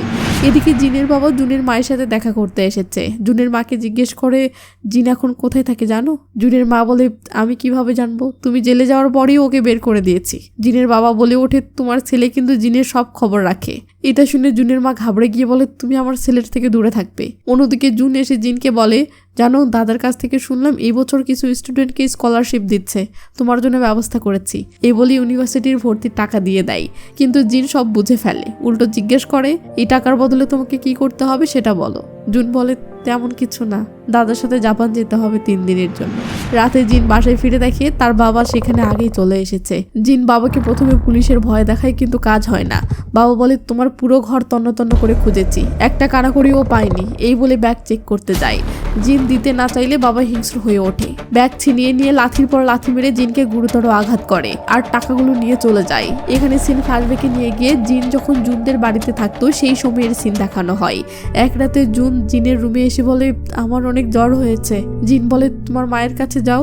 জুন বলে, গিয়েছিলাম, মা বলল কিছুই হয়নি, ঘুমিয়ে পড়ো। এটা শুনে জিন বলে, এখানে আসো, আমি মেডিসিন খুঁজে আনছি। কিন্তু মেডিসিন সে কোথাও খুঁজে পায় না। তাই একটা কাপড় ভিজিয়ে এনে জুনের কপাল মুছে দেয় এবং সারা রাত এভাবে জুনের সেবা করে। কথায় কথায় জিন বলে, তোমার মা তোমাকে ভালোবাসে না নাকি? জুন বলে, মা আমাকেও অনেক ভালোবাসে। তারপর জুন একটা ফ্যামিলি ফটো দেখায়। বাবা মায়ের সাথে ফটোতে আরেকজন লোক ছিল, আর জুন দেখতে একদম সেই লোকটার মতো। জিন জিজ্ঞেস করে, এই লোককে? জুন বলে, এটা আমাদের ড্রাইভার, এখন নেই। চালাক জিন বুঝে ফেলে জুনের আসল বাবা এই ড্রাইভারটা। পরের দিন সকালে জিন জুনের মাকে বলে, কাল রাতে একটা ছবি দেখলাম, জুনের আসল বাবা ওই ড্রাইভার, তাই না? জুনের দাদা যদি এটা জানে তাহলে আপনার কি হবে? একটা কানাকড়িও পাবেন না। জুনের মা হতভম্ব হয়ে বলে, এত ছোট বাচ্চা হয়ে আমাকে ব্ল্যাকমেইল করছো? জিন বলে, কাউকে কিচ্ছু বলবো না, শুধু অনাথ আশ্রমে পাঠানোর চিন্তাটা বাদ দিন। আর কিছু নতুন ড্রেস কিনে দিন বলেই চলে যায়। তারপর জিন এসে জুনকে বলতে থাকে তোমার মা তোমাকে একটুও ভালোবাসে না, অসুস্থ থাকলেও আসে না। এইসব কথা জুনের মা বাইরে থেকে শুনে ফেলে। এসব শুনে তো জুনের চোখে পানি চলে আসে। ঠিক তখনই জিন বলে চিন্তা করো না, আমি তোমার সব সময় পাশে থাকবো। জুনের মা রেগে গিয়ে জিনের বাবাকে কল করে বলে তোমার মেয়ে একটা সাইকো, ওকে এক্ষুনি এখান থেকে নিয়ে যাও। জিন জুনের রুম থেকে বেরিয়ে জুনের মাকে দেখে বলে আপনি যদি আমাকে জুনের থেকে আলাদা করার চেষ্টা করেন তাহলে সব সত্যি বলে দেব। জুনের মা রেগে গিয়ে জিনকে টেনে নিয়ে যাচ্ছিল। জিন ইচ্ছে করেই একটা ল্যাম্প লাইট ফেলে দেয় যাতে শব্দে জুন নেমে আসে। আর ঠিক তাই হয়। জুন নিচে নেমে দেখে তার মা জিনকে বাথটাবে ডুবিয়ে মারার চেষ্টা করছে। জুন স্তব্ধ হয়ে যায়। আর এই ঘটনা জুন সবসময় স্বপ্ন দেখতো। সুযোগ বুঝে জিন দৌড় দিয়ে জুনকে নিয়ে চলে যায়। পথের মাঝে বলে এক্ষুনি অ্যাম্বুলেন্স ডাকো, বলবে একটা মেয়ে উপর থেকে পড়ে গেছে। জুনকে নিচে রেখে জিন উপরে যায়। জুন কল করে বলে একটা মেয়ে পড়ে গেছে। ঠিক তখনই দেখে তার চোখের সামনে জিন উপর থেকে পড়ে যাচ্ছে। এই রে, জুনের চোখে পানি চলে আসে। হাসপাতালে জিনের বাবা জুনের মাকে চিৎকার করে বলছে আমি কতবার বলেছি জিনের খেয়াল রাখতে, এমন মুখে আঁচড়, সারা গায়ে ব্যান্ডেজ, এই অবস্থায় ভিডিও বানাবো কিভাবে? জুনের মা বলে তোমার সাইকো মেয়েকে নিয়ে চলে যাও। এসব কথা শুনে জুন এসে জিনের কান চেপে ধরে বলে এসব শুনতে হবে না। জিন বলে কাঁদছো কেন? আসলে জিন ইচ্ছে করেই আহত হয়েছিল যাতে বাবা আর ভিডিও বানাতে না পারে। তারপর জুন নিজেকে বলে আমি কথা দিচ্ছি আমি সবসময় তোমার পাশে থাকবো। আর এখান থেকেই জিন জুনকে তার কাজে ব্যবহার করতে শুরু করে। সিন বর্তমানে আসলে দেখি জিন হাসপাতালে, জুন পাশে বসে আছে। 3 দিন পর জ্ঞান ফিরেছে। জুন জিজ্ঞেস করে কেমন লাগছে। জিন তাড়াহুড়ো করে ফোন বের করে জানতে পারে কলেজ ভর্তির তারিখ ওভার হয়ে গেছে, সে আর ভর্তি হতে পারবে না। এতদিনের পরিশ্রম এক নিমিষেই বাবার জন্য শেষ হয়ে গেল। তারপর বন্ধুরা ফোন করে বলে কাল গ্রাজুয়েশন পার্টি আসবে। জিন বলে আসবো। পরের দিন হাতে ফুল নিয়ে পার্টিতে আসে। চুপচাপ বসে থাকে। সবাই মজা করছে কিন্তু জিন ভিতরের চাপা কষ্ট নিয়ে মজা করতে পারছে না। গ্রাজুয়েশনে জুনের মাও আসে। জুনকে অভিনন্দন জানায়। জিজ্ঞেস করে দাদার সাথে কোনো কথা হয়েছে। আসলে জানতে চাইছিল দাদা কোনো গিফট দিয়েছে কিনা। ঠিক তখনই জিনকে পাশ দিয়ে যেতে দেখে জুন মাকে গাড়িতে বসিয়ে জিনের পিছু হাঁটতে শুরু করে, কিন্তু ডাকে না। হঠাৎ রাস্তায় জিন একজনকে দেখে থামে। লোকটা একটা চোর ধরেছে। পুলিশ না, ক্যাফেওয়ালা, সে নিজেই চোর ধরেছে। এটা দেখে জিনের মাথার ভেতরে একটা নতুন প্ল্যান তৈরি হতে থাকে। লোকটার নাম চ্যান। ব্যাস এই চ্যানকেই এবার জিন তার টার্গেট বানিয়ে নেয়। জিনের এবার চ্যানকে দিয়ে কি প্ল্যান সেটা সামনে গেলেই জানা যাবে। পরের দিন জিন চ্যানের ক্যাফেতে গিয়ে বলে একটা পার্ট টাইম জব হবে প্লিজ, চোখে চোখে রাখতে পারে। তো সেই ক্যাফেতে কাস্টমাররা জিনকে জিজ্ঞেস করে তোমার কি বয়ফ্রেন্ড আছে? জিন বলে অনেক বেশি হ্যান্ডসাম। আসলে জিন দেখতে সুন্দরী হওয়ায় ছেলেরা লাইন দিয়ে থাকতো। কেউ কেউ আবার জিনের ছবি তুলে ইন্টারনেটে আপলোড করে দেয়। এর ফলে আবার আস্তে আস্তে জিন ভাইরালও হয়ে যায়। এদিকে একটা স্টকার দেখা যায় সারাদিন জিনের ছবি দেখতে থাকে। টুপি মাথায় ভয়ঙ্কর চেহারার লোক। ভাইরাল হওয়া ছবি ম্যারির চোখেও পড়ে। ম্যারি বলে একবার অফার করেছিলাম, রিজেক্ট করেছে, এখন পপুলার হয়ে গেছে, আমার কথা বলা দরকার। একদিন জিন তার সহকর্মীর কাছ থেকে জানতে পারে চ্যান একটা দুর্দান্ত বেসবল প্লেয়ার ছিল। বন্ধুর কারণে হাতে গুরুতর আঘাত পায়, আর কখনো খেলতে পারেনি। কিন্তু সেই বন্ধুকে কখনো দোষারোপ করেনি। এখন কামব্যাক করার চেষ্টা করছে। অনেক প্রভাবশালী লোকও তাকে সাপোর্ট করছে। জিন মনোযোগ দিয়ে সব শোনে। পরের দিন সেই স্টকার চ্যানকে ফোন করে জিনের নাম্বার চায়। চ্যান সরাসরি না করে দেয়। ওদিকে জুনের বাবার মৃত্যুবার্ষিকীতে জুন সেখানে যায়। দাদা বলে মনে রেখো আমি মরলে তুমি কিছুই পাবে না। জুনের কোনো আক্ষেপে ছিল না, কারণ সে জানতো সে আসল নাতি না। এদিকে জিনের পিছনে সেই স্টকার ঘুরঘুর করছিলই। জিন সুযোগ বুঝে স্টকারটাকে মেরে অবস্থা একদম খারাপ করে দেয়। তখন জুন চলে আসে, দেখে জিন লোকটাকে রীতিমতো পিটিয়ে ফেলেছে। জুন দৌড়ে এসে থামায়। জিন চিৎকার করে বলে তুমি এত দেরি করে আসলে কেন? তারপর জিজ্ঞেস করে আমার জন্য কতটুকু করতে পারবে বলো। জুন বলে কাউকে মারা ছাড়া সবকিছু করতে পারবো। জিন বলে চিন্তা করো না, তোমাকে মারতে বলবো না। ওই স্টকারটা জুনের কাছে সাহায্য চায়। জুন বলে অ্যাম্বুলেন্স ডাকছি, কিন্তু শর্ত একটা, আজ এখানে যা হয়েছে কাউকে বলবে না। স্টকার তাতেই রাজি হয়।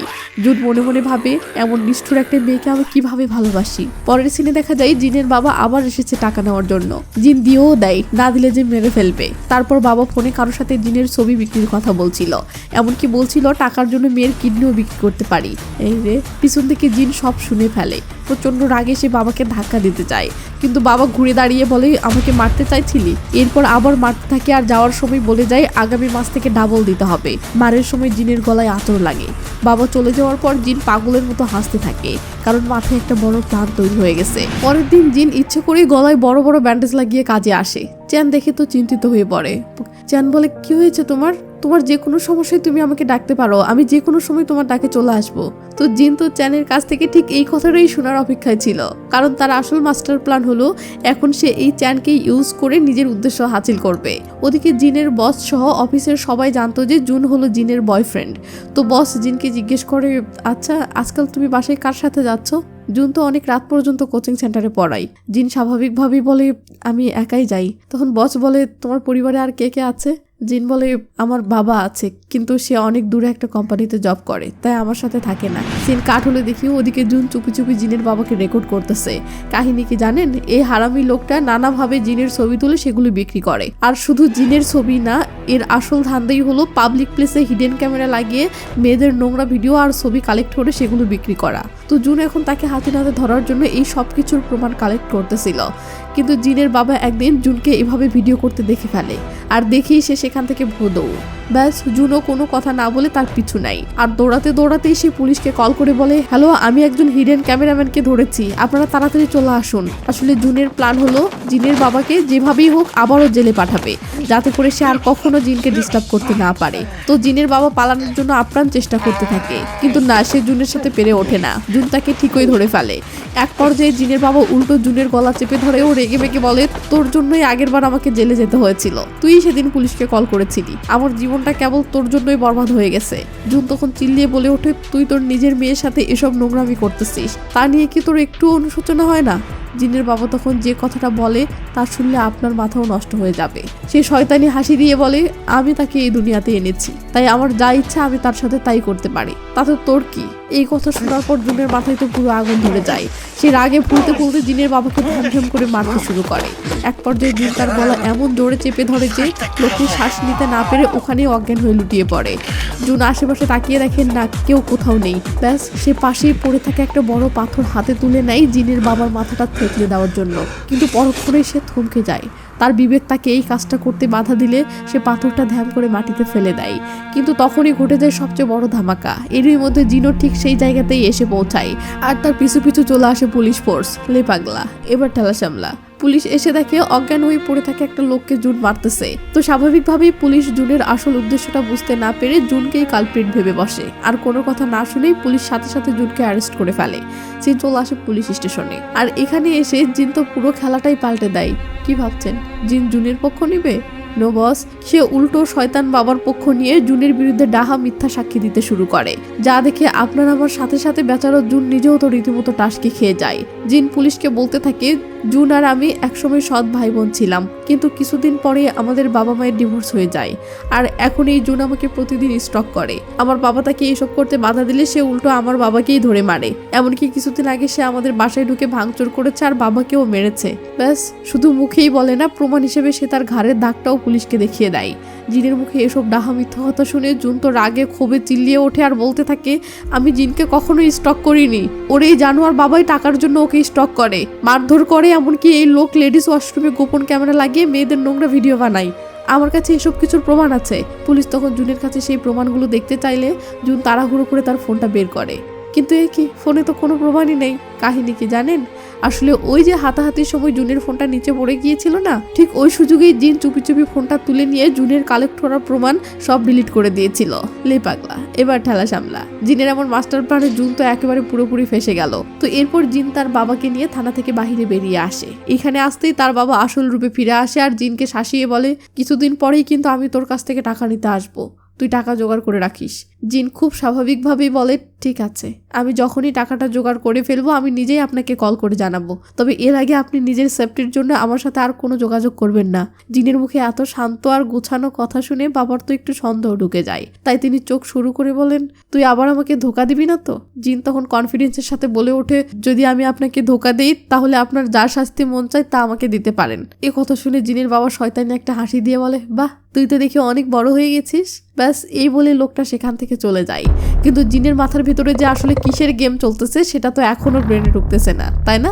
তো চলুন সামনে যাই। বাবার সাথে কথা শেষ করে জিন আবারও জুনের কাছে আসে। জুন তো তখনও পুরো শকড। সে রাগে ক্ষোভে ফেটে পড়ে জিনকে জিজ্ঞেস করে, তুমি আসলে কি করতে চাচ্ছ জিন?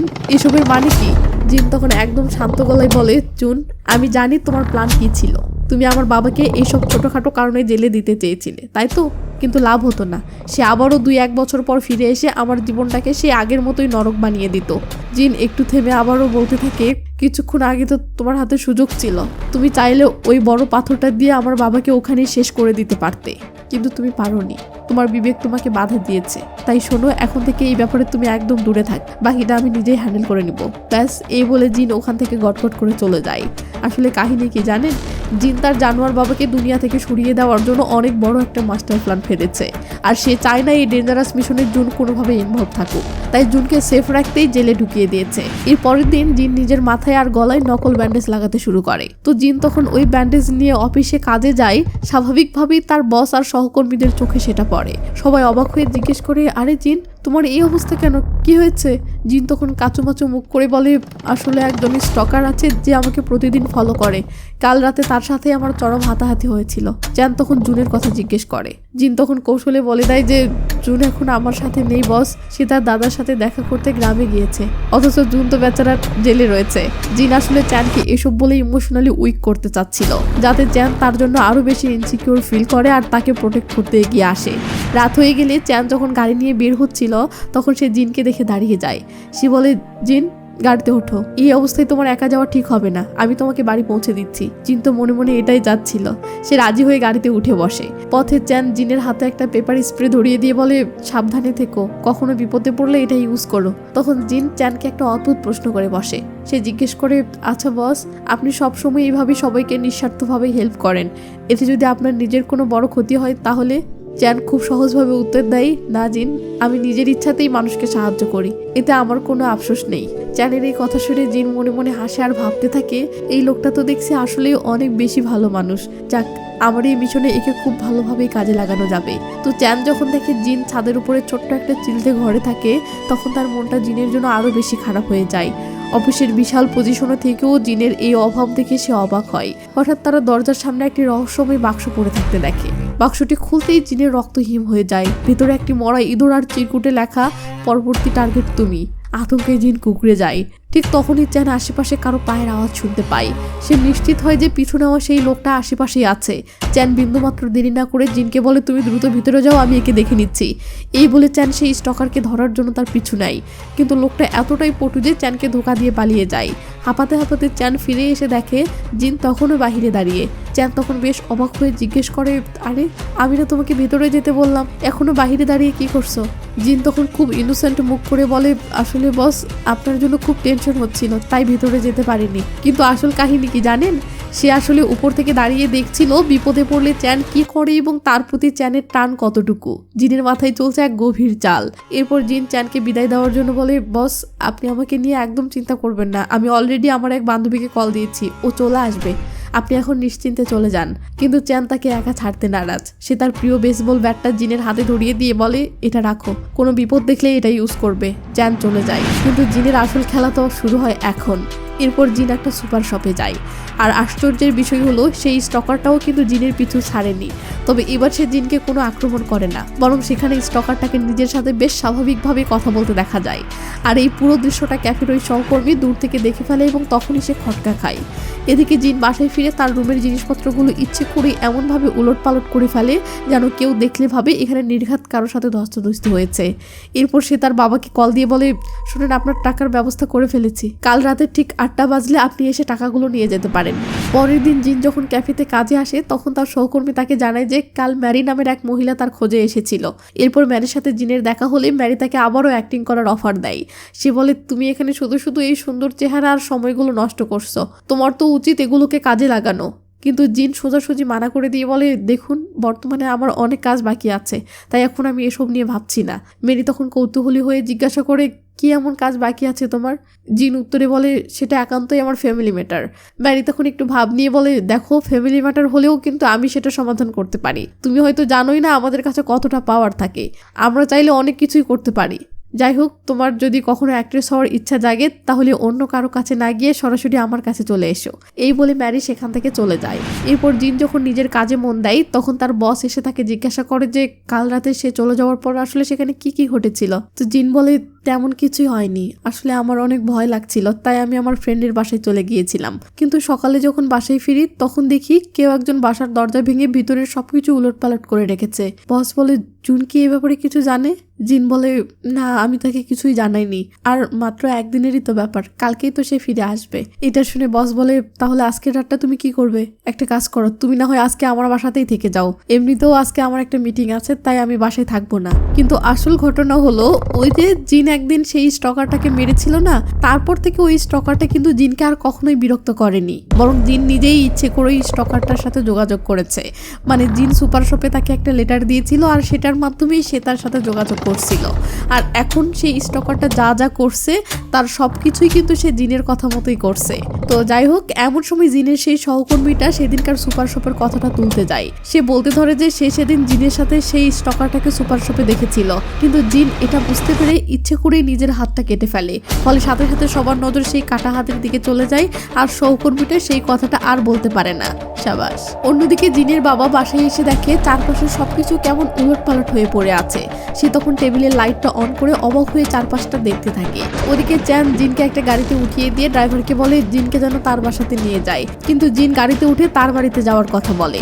এরপর সে চ্যানকে মেসেজ করে বলে, আমাকে আগে একটু নিজের বাসায় যেতে হবে, কারণ সেখানে আমার পার্স আর আইডিটা রয়ে গেছে, আর রাতে পরার জন্য কিছু কাপড়ও আনতে হবে। তখন বস বলে, তোমার যদি কোনো সমস্যা হয় তাহলে কিন্তু সাথে সাথে আমাকে কল করবে, আমি তোমার কাছে চলে আসবো। তো জিন যখন বাসায় ফেরে তখন দেখে বাবা আগে থেকেই তার জন্য ওয়েট করছিল। বাবা তাকে দেখেই বলে, আমি অনেকক্ষণ ধরে তোর জন্য ওয়েট করছি, আমি তো ভেবেছিলাম আজকে তুই আসবি না। জিন বলে, আসবো না মানে? আমি তো এই দিনটার জন্যই অনেক দিন ধরে অপেক্ষা করে বসে আছি। জিনের বাবা বিরক্ত হয়ে বলে, বেশি নাটক না করে আমার টাকাটা দে। জিন তখন শান্ত স্বরে বলে, দিচ্ছি, কিন্তু এর আগে আপনাকে আমার একটা রিকোয়েস্ট রাখতে হবে। এই টুপিটা আমি আমার প্রথম স্যালারির টাকা দিয়ে অনেক শখ করে আপনার জন্য কিনেছি। আমি চাই আমাদের বাবা মেয়ের মধ্যে সম্পর্কটা ভালো হয়ে যাক। এরকম মিষ্টি মিষ্টি কথা বলে সে তার বাবাকে টুপিটা পরিয়ে দেয় আর পরম আদরে জড়িয়ে ধরে। তো জিন গিয়ে টাকার ব্যাগটা নিয়ে আসে, কিন্তু এ কি, ব্যাগের মধ্যে তো কোনো টাকাই নেই, শুধু পুরনো কিছু নিউজ পেপার। এটা দেখে জিনের বাবা তো রাগে মাথা পুরো খারাপ হয়ে যায়। সে রেগে মেগে জিনের মুখের উপর ব্যাগটা ধ্যান করে ছুঁড়ে মারে। জিন তখন হাসতে হাসতে বলে, আপনি কি ভেবেছেন এত সহজে আমি আপনাকে টাকা দিয়ে দিব? বাবা, আজকে আপনার যা ইচ্ছা আমার সাথে তাই করতে পারেন। এসব কথা শুনে তার বাবা তো রাগে অন্ধ হয়ে তাকে বেধড় মারতে শুরু করে। আর এর মাঝেই জিন চুপি চুপি চ্যানকে কল করে দেয়। চ্যান কলটা রিসিভ করতেই জিনকে মারার শব্দ শুনতে পায়। ব্যাস, সে সাথে সাথে জিনকে বাঁচানোর জন্য রওনা দেয়। ওদিকে জুনও জেল থেকে বেরিয়ে এসেছে, আর বেরিয়ে এসে জিনকে লাগাতার কল করতে থাকে। এখানে তো জিনের মার খেতে খেতে পুরো কাহিল অবস্থা, কিন্তু সে মনে মনে বলতে থাকে, আমাকে আর একটু ধরতে হবে, তাহলেই সারা জীবনের জন্য এই নরক থেকে মুক্তি পেতে পারবো। এসব ভেবে সে চুপচাপ মার খেতে থাকে। মারতে মারতে জিনের বাবা জিনকে প্রায় অজ্ঞান করে ফেলে। এবার জিনের অবস্থা খারাপ দেখে বাবা বলে, তুমি এত সহজে মরতে পারবে না, তোমার কাছ থেকে এখনো অনেক টাকা ইনকাম করার বাকি আছে। এই বলে সে ওখান থেকে চলে যেতে চায়, কিন্তু জিন তো তাকে কিছুতেই যেতে দেবে না। তার বাবা রেগে গিয়ে তাকে আবারও মারতে থাকে এবং পা দিয়ে তার গলা চেপে ধরে। এই অবস্থায় জিন একটা নাটক করে। সে বলে, আমি আপনাকে টাকা দিব। টাকার কথা বলে সে বাথরুমের দিকে ইশারা করে। তার বাবা মনে করে সেখানে হয়তো টাকা রাখা আছে, তাই সে তাড়াহুড়ো করে ওয়াশরুমে চলে যায়। আর এই সুযোগে জিন সেখানে থাকা পেপার স্প্রেটা বের করে ধ্যাম করে বাবার মুখের উপর স্প্রে করে দেয়। আসলে জিন যে কোনোভাবেই হোক তার বাবাকে এখানে আটকে রাখতে চাচ্ছিল, কিন্তু এই স্প্রে খেয়ে তার বাবা তো এসবে আরো বেশি ক্ষেপে যায়। সে জিনের চুল ধরে তাকে আবারও পাগলের মতো মারতে শুরু করে। ওদিকে চ্যানও ততক্ষণে চলে এসেছে, কিন্তু জিন এত মার খেয়েও কিছুতেই হাল ছাড়ছে না। সে ধীরে ধীরে ল্যাম্পের কাছে গিয়ে ল্যাম্পের তারটা ছিঁড়ে ফেলে। প্ল্যান হলো চ্যান ঘরে ঢুকে অন্ধকারে যেন জিনের বাবাকে চিনতে না পারে এবং তাকে স্টকার ভেবে মারতে শুরু করে। তো ঠিক সেই মুহূর্তে চ্যানও ঘরে ঢুকে পড়ে। ঘরে ঢুকেই চ্যান দেখে কেউ একজন জিনের সাথে জবরদস্তি করতেছে। অন্ধকারে ফেস দেখা না গেলেও লোকটির মাথায় থাকা টুপিটা দেখে চ্যান ভেবে নেয় এটাই সেই স্টকার। এরপর শুরু হয় চ্যান আর জিনের বাবার মাঝে সেই লেভেলের মারামারি। এক পর্যায়ে চ্যান রেগে মেগে একটা বেসবল ব্যাট দিয়ে জিনের বাবার মাথায় আঘাত করে, ফলে মাথা ফেটে রক্ত বেরোতে শুরু করে। এত রক্ত দেখে চ্যানের তো রীতিমতো হাত পা কাঁপতে শুরু করে, কারণ সে তো আর কাউকে খুন করতে আসেনি। তাই চ্যান ভয়ে কি করবে বুঝতে না পেরে তাড়াহুড়ো করে এখান থেকে চলে যায়। আর এই সুযোগটাই তো জিন খুঁজছিল। চ্যান চলে যেতেই জিন নিজেই সেই ব্যাটটা হাতে তুলে নেয়। এরপর কোনো কথা নেই, একের পর এক নিজের বাবার উপর আঘাত করতে করতে তাকে শেষই করে ফেলে। ঠিক সেই মুহূর্তে জুন সেখানে এসে পৌঁছায়। চ্যানকে এইভাবে বেরিয়ে আসতে দেখে জুন বুঝে ফেলে জিনের পরিকল্পনা সফল হয়েছে। সিন কাট হয়ে জিনের কাছে আসতে দেখি সে তড়িঘড়ি করে রুম থেকে বেরিয়ে আসে। এরপর পুলিশকে কল করে ভয় আর কান্নার নিখুঁত অভিনয় করে বলে, প্লিজ তাড়াতাড়ি আসেন, আমার বাবার প্রচুর রক্তক্ষরণ হচ্ছে, কলটা কেটে দিয়েই শয়তানের মতো হাসতে শুরু করে। হাসি থামিয়ে জিন রুমে ঢুকে দেখে তার বাবা এখনো বেঁচে আছে। যন্ত্রণায় ছটফট করতে করতে জিনের কাছেই সাহায্য চাচ্ছে, কিন্তু জিন সাহায্য না করে উল্টো একটা শয়তানি লুক দিয়ে বলে, ভাবতেই পারিনি আপনি এখনো বেঁচে আছেন। আজকে আমি যা তার সবটাই আপনার কারণে। আপনি আমার শৈশব ধ্বংস করেছেন, এখন সেই পাপের শাস্তি পেতেই হবে। এই বলে জিন দাঁড়িয়ে দেখতে থাকে, আর কিছুক্ষণ পরেই তার চোখের সামনেই বাবা ছটফট করতে করতে মারা যায়। এরপর জিন ঠান্ডা মাথায় বাবার মাথার ক্যাপটা খুলে কুটি কুটি করে ছিঁড়ে ওয়াশরুমে ফ্লাশ করে দেয়, যেন কোনো প্রমাণ না থাকে। একটু পরেই ঘটনাস্থলে পুলিশ এসে ইনভেস্টিগেশন শুরু করে।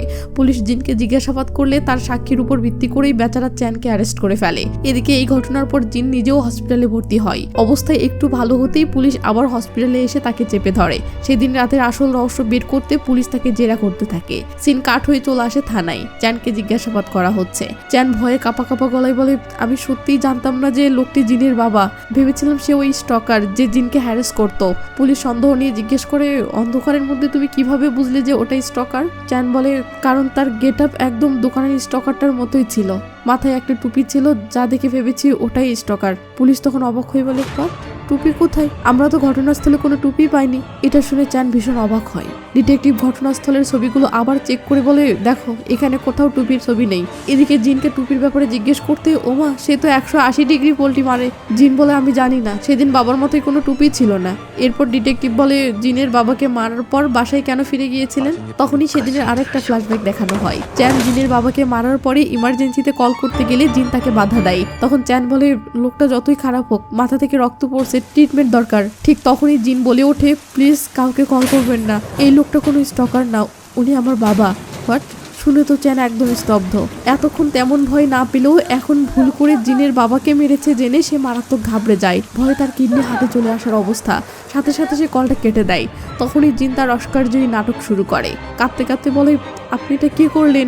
আপনি আমার বাবাকেই মেরেছেন। চ্যান অসহায়ের মতো বলে, আমি তো কিছুই জানতাম না। জিন তখন বলে, আপনি এখান থেকে পালিয়ে যান, আমি সব হ্যান্ডেল করে নিব। আপনি থাকলে সিচুয়েশন আরো খারাপ হবে। আমি নিজেই কল করছি, আপনি প্লিজ চলে যান। এই বলে জিন ধাক্কা দিয়ে চ্যানকে বের করে দেয়। চ্যান তো ভেবাচাকা খেয়ে যায়, কি করবে বুঝতে না পেরে সেখান থেকে চলে যায়। তো চ্যান চলে যেতেই জিনের মুখের এক্সপ্রেশন মুহূর্তের মাঝে একদম বদলে যায়। ব্যাকগ্রাউন্ডে ডিটেকটিভকে বলতে শোনা যায়, এটাই জীবনের সবচেয়ে বড় ভুল করেছেন, তখন পালিয়ে যাওয়া উচিত হয়নি আপনার। এমন তো হতে পারে তার বাবা তখনও বেঁচে ছিল। সিন কাট হয়ে ডিটেকটিভ এবার জিনের কাছে এসে জেরা করে। আপনার বাবার সাথে ঘটনাটা ঘটে রাত 9টা থেকে 10:30টার মধ্যে, কিন্তু আপনি তো কল করেছেন রাত 3টায়। মাঝের এতক্ষণ আপনি কি করেছেন? এই রে কাম সারছে। জিন কি ধরা খেয়ে যাবে? নো মশাই, সে অস্কারজয়ী অভিনয়ে বলে, বাবা আমাকে এত মেরেছিল যে অজ্ঞান হয়ে গিয়েছিলাম, হুঁশ আসতেই কল করি। এই বলে সে আবারও অসুস্থতার নাটক শুরু করে। ঠিক তখনই প্রধান ডিটেকটিভের ফোনে একটা কল আসে। কলটা ছিল একটা এজেন্সির, যারা চ্যানকে গলফ খেলায় ফেরাতে চায়। কল পেয়ে ডিটেকটিভরা চুপি চুপি কথা বলতে বাহিরে যায়। পুলিশের এমন অদ্ভুত আচরণ দেখে জিনের মনে সন্দেহ ঢুকে যায়। ব্যাস সে চুপি চুপি তাদের ফলো করে আড়ালে দাঁড়িয়ে পুরো কথা নিজের ফোনে রেকর্ড করে ফেলে। এজেন্সির অফারে ডিটেকটিভরা এমন মাস্টার প্ল্যান সাজাচ্ছে যে বাবার মৃত্যুর দায় জিনের উপরেই চাপিয়ে দেবে। তারা কেসটা এমনভাবে সাজাতে চাচ্ছিল যেন জিন বাবার অত্যাচারে অতিষ্ঠ হয়ে নিজেই তাকে মেরে ফেলেছে। ডিটেকটিভ শয়তানি হাসি দিয়ে বলে, মেয়েটা এখন অনাথ, দোষ ওর উপর চাপালে কারোরই কিছু করার থাকবে না, আমাদের কাজও হবে, মোটা অঙ্কের টাকাও পাবো। জিন এখন কি করবে? ঠিক তখনই সেখানে জুন আসে ও সেও পুলিশের এই নোংরা কথা নিষ্কানে শুনে ফেলে। জুন চুপি চুপি ওই দুর্নীতিবাজ পুলিশের পিছু নেয়। ফলো করে দেখে পার্কিংয়ে একটা লোক এসে পুলিশকে মোটা অঙ্কের একটা বান্ডেল দিচ্ছে। ব্যাস এরপর প্ল্যান মতো তারা মিডিয়ার সামনে মন গড়া নিউজ প্রচার করে দেয়। সিন কাট হয়ে চলে আসে জুনের মায়ের কাছে। জুনের মা জিনের বাবার মৃত্যুর খবর জেনে অস্থির হয়ে জুনকে কল করতে থাকে, কিন্তু জুন কল রিসিভ করছে না। আসলে জুন তখনও পুলিশটার পেছনে আঠার মতো লেগে আছে। ফলো করতে করতে সে সোজা জিনের বাসায় আসে। এখানে এসে পুলিশ অফিসারটা আবারও তল্লাশি শুরু করে। খুঁজতে খুঁজতে সোজা ওয়াশরুমে গিয়ে কোমরে উকি মারতেই কি সেই রহস্যময় টুপির অবশিষ্ট কিছু টুকরো সেখানে পড়ে আছে। এই রে কাম সারছে। অফিসার ব্যাপারটা বুঝে সাথে সাথে একটা টুথব্রাশ দিয়ে কোমরের ভেতর থেকে টুপির সেই টুকরোগুলো বের করে আনে। সিন কাট হয়ে জিনের কাছে আসতে দেখি তাকে হসপিটাল থেকে ছেড়ে দেওয়া হয়েছে, কিন্তু জিন বের হতেই হঠাৎ পুলিশ তাকে অ্যারেস্ট করে। ওদিকে জুন এসব দেখে তো রীতিমতো থ মেরে যায়। জিনকে থানায় এনে জেরা শুরু করে। প্রথমে তো খুব কনফিডেন্সের সাথে বলছিলে সেদিন তোমার বাবা কোনো টুপি পরেনি, কিন্তু ম্যাডাম তুমি তো টুপিটা টুকরো টুকরো করে ওয়াশরুমে ফ্লাশ করে দিয়েছিলে, আর আমরা তোমার ওয়াশরুম থেকেই টুপির একটা অংশ উদ্ধার করেছি। তুমি তো এটাও বলেছিলে যে তোমার বস তোমার বাবাকে মেরেই পালিয়েছিল, কিন্তু মেডিকেল রিপোর্টে স্পষ্ট তোমার বাবার মাথায় ভারী কিছুর অনেকগুলো আঘাতের দাগ। জাস্ট একবার মারলে এমন দাগ কখনোই উঠবে না। এবার সত্যি করে বলো তো বাকি আঘাতগুলো কে করেছে? এমন একের পর এক ভয়ঙ্কর প্রশ্নে জিন তো ভেতরে ভেতরে ভয়ে পুরো শেষ। এই বুঝি সব ধরা পড়ে গেল। কিন্তু কিছুক্ষণ পর নিজেকে সামলে খুব শান্তভাবে বলে, দেখুন আমার এখন একজন লেডি অফিসার দরকার, কারণ আমার পিরিয়ডস হয়েছে। এরপর জিন বাহিরে গিয়ে রহস্যজনকভাবে নিজের ফোনটাই ওই লেডি অফিসারের হাতে তুলে দেয় আর বলে, আপনি কি আমার ফোনটা একবার চেক করে দেখবেন? লেডি অফিসার জিনের ফোনটা হাতে নিলে জিন রহস্যজনকভাবে তাকে একটা কল রেকর্ড শোনায়। মাথা নষ্ট করা টুইস্ট হলো রেকর্ডিংটা খোদ ওই পুলিশ অফিসারই ঘুষ নেওয়ার পাক্কা প্রমাণ। নিজের কীর্তি ধরা পড়তে দেখে অফিসার তো রেগে আগুন। রাগে ফুঁসতে ফুঁসতে সে জিনকে ধমক দিয়ে বলে, আমার পেছনে লাগার সাহস তোমার কিভাবে হলো? এখন আমার যাই হোক যেভাবে হোক তোমাকে মার্ডারের প্রমাণ করেই ছাড়বো। সিন কাট হয়ে জুনের কাছে আসলে দেখি সে রেডি হয়ে মাকে বলে, আমি একটু বাহিরে যাচ্ছি। মা সন্দেহ করে জিজ্ঞেস করে, জিনের কাছে যাচ্ছ? জুন চট করে উত্তর দেয়, না, ওর সাথে আমার কোনো সম্পর্ক নেই। ওদিকে চিন আবার সেই পুলিশ স্টেশনে ম্যারির সেই ম্যানেজার জিনের সাথে দেখা করতে এসেছে। সে জিনের অসহায় অবস্থার সুযোগ নিয়ে একটা ডিল অফার করে বসে। সে বলে, তুমি যদি আমাদের অফারটা গ্রহণ করে অভিনেত্রী হতে রাজি হও তাহলে তোমাকে এই বিপদ থেকে নিমিশেই বের করে আনবো। তুমি জানো না আমাদের কতটা ক্ষমতা। আর এদিকে পুলিশ ক্যাফের আরেক কর্মচারীকে জেরা করছে। সে বলে, হ্যাঁ একটা স্টকার ছিল ঠিকই, কিন্তু আমি একদিন সুপার শপে জিন আর সেই স্টকারকে একসাথে দেখেছি। জিনকে দেখে একদমই মনে হচ্ছিল না যে সেই স্টকারকে ভয় পাচ্ছিল। ওদিকে সিন কাট হয়ে থানায় আসলে দেখি জুন থানায় এসেছে। এসে এমন কথা বলে যা শুনে পুলিশের মাথা চক্কর দিয়ে ওঠে। জুন বলে, আমি জিনের বাবাকে মেরেছি আর আমি সেই স্টকার। পুলিশ জুনের কথা নির্দ্বিধায় বিশ্বাসও করে নেয়, কারণ কিছুদিন আগেই তো স্টকিং এর কেসে জিন জুনকে জেলে ভরেছিল। জুন খুনের মোটিভ হিসেবে বলে, জিনের বাবা ওর উপর নির্মম অত্যাচার করতো আর আমাকেও দু চোখে দেখতে পারতো না। তাকে খুঁজতে জিনের বাড়িতে যাই, গিয়ে দেখি ওর বাবা আগে থেকে গুরুতর আহত হয়ে ফ্লোরে পড়ে আছে। তাকে এই অবস্থায় দেখে আমার পুরনো রাগ মাথায় চড়ে বসে। রাগের মাথায় একটা ব্যাট দিয়ে তার মাথায় বারবার আঘাত করে তাকে চিরতরে শেষ করে ফেলি। জুনের কথা শুনে অফিসারের মনে খটকা লাগে। সরাসরি বলে, আমার তো মনে হচ্ছে মেয়েটাকে বাঁচাতেই তুমি এসব মন গড়া কাহিনী বানাচ্ছ। কিন্তু জুন জোর গলায় চিল্লিয়ে বলে, না এটাই সত্য, তার বাবাকে আমিই মেরেছি, এতে জিনের বিন্দুমাত্র কোনো দোষ নেই। জুনের এমন জোরালো স্বীকারোক্তির পর পুলিশের আর কিছু করার থাকে না। বাধ্য হয়ে তারা জিনকে ছেড়ে দেয়। এরপর সিন ফ্ল্যাশব্যাকে যায়। ফ্ল্যাশব্যাকে দেখি জিন নিজেই রাগে ফুঁসতে ফুঁসতে বাবার মাথায় জোরে জোরে আঘাত করছিল। মারের চোটে বাবা লুটিয়ে পড়তেই জুন সেখানে আসে। দৃশ্যটা দেখেই জুন বুঝে ফেলে কি হয়েছে। জিনের বিরুদ্ধে কোনো প্রমাণ যেন না থাকে সেজন্য খুব সতর্কতায় বেসবল ব্যাট থেকে জিনের সব ফিঙ্গারপ্রিন্ট মুছে নিজেই সেটা হাতে নেয় এবং জিনের বাবার মাথায় সজোরে আঘাত করতে শুরু করে। এরপর সে নিজেই অ্যাম্বুলেন্সে কল করে। একেই বলে সত্যিকারের ভালোবাসা। সিন বর্তমানে ফিরলে পুলিশ নতুন তথ্যের খোঁজ পায়। জুনের বলা টাইমিং এর সাথে বাস্তবের কোনো মিলই নেই। তদন্তে একদম ক্লিয়ার, জিনের বাবার মৃত্যুর অনেকক্ষণ পর জুন মোটেলে আর তারও অনেকক্ষণ পর জিনের বাসায় পৌঁছায়। অর্থাৎ জুন যখন পৌঁছায় ততক্ষণে জিনের বাবা মারা গেছে। এত বড় ডাহা মিথ্যা ধরা পড়ার পরও জুনের কোনো বিকার নেই। সে তখনও পাগলের মতো চিল্লিয়ে বলে, আমি তাকে মেরেছি। ওদিকে সিন কাট হয়ে জিনের কাছে আসলে দেখি সে ম্যারির কাছে এসেছে। জিন বুঝে গেছে দুনিয়ায় টিকতে হলে নিজের ক্ষমতা থাকা চাই। ম্যারি জিনের অবস্থা বুঝে একটা ডিল অফার করে, আমি জুনকে জেল থেকে ছাড়িয়ে আনবো, কিন্তু শর্ত হলো আজকের পর তুমি জুনের ছায়াও মারাতে পারবে না। ম্যারি আরও বুঝাই, বড় তারকা হওয়ার পর জুনের সাথে কানেকশন জানাজানি হলে ক্যারিয়ারে অনেক বড় বিতর্ক তৈরি হবে। এটা শুনে জিন যা বলে তাতে আপনিও অবাক হবেন। জিন বলে, আপনি না বললেও আমি জুনের সাথে আর কোনো সম্পর্ক রাখতাম না। ভাবা যায়। এরপর জুন জিনের সাথে দেখা করতে এসে অভিমান নিয়ে বলে, জিন এটা কেন করলে? এটা তো মারাত্মক লেভেলের বিপজ্জনক ছিল। জিন না ঘাবড়ে ডাইরেক্ট জবাব দেয়, ওই নরপশু বাবার হাত থেকে বাঁচার এটাই একমাত্র রাস্তা ছিল। জুন আফসোস করে বলে, প্রতিশোধ নিতে গিয়ে একটা নিরাপদ লোকের জীবন ধ্বংস করে দিলে, আর এখন পুলিশের সব সন্দেহ আমার উপর। জিনের বিন্দুমাত্র অনুশোচনা নেই। সে বলে, তোমার ওই বসের জন্য মায়া হচ্ছে, কিন্তু আমার একটুও দয়া হচ্ছে না। জীবনে অনেক অত্যাচার সহ্য করেছি, এখন শুধু নিজের কথা ভাবি, কারো জন্যই আর মায়া লাগে না। জিনের এমন স্বার্থপর কথায় থ মেরে গিয়ে জুন বলে, নিজের স্বার্থ হাসিল করতে একটা নিরপরাধ মানুষকে কষ্ট দিচ্ছ, এটা ঠিক হচ্ছে না, একদিন এর ফল ভোগ করতে হবে। এরপরও জুন বলে, কিন্তু চিন্তা করো না, যত বড় অপরাধী করো সবকিছুর পরিণতি আমি তোমার সাথেই ফেস করব। কিন্তু জিন চরম লেভেলের ভাব নিয়ে বলে, দরকার নেই, আমি এখন এমন শিখরে যাব যেখানে কেউ ছুতে পারবে না। জুন অসহায় হয়ে বলে, ওইখানে গেলে তো খুব একা লাগবে জিন। জিন হেসে বলে, আমার সঙ্গে কেই বা ছিল, সারা জীবন তো একাই ছিলাম। জিনের এমন স্বার্থপর কথা শুনে জুন তো অবাক। জিনের প্রতি জুনের এটা অন্তত বিশ্বাস ছিল যে জিন সবার সাথে যাই করুক তার সাথে অন্তত কিছু করবে না, কিন্তু জিন শেষ পর্যন্ত তাকেও জুন তো এটা মানতে পারতেছে না। তো এরপর স্টোরি আরো ধামাকাদার হবে, বাট ভিডিও অনেক লং হচ্ছে তাই পাঠ করে দেওয়ার সিদ্ধান্ত নিলাম। স্ক্রিনে দেখুন দ্বিতীয় পর্বটি ভেসে উঠেছে, সেখানে ক্লিক করলেই ওপেন হয়ে যাবে। তো সবাই ভালো থাকবেন, সুস্থ থাকবেন, টেক কেয়ার, বাই বাই।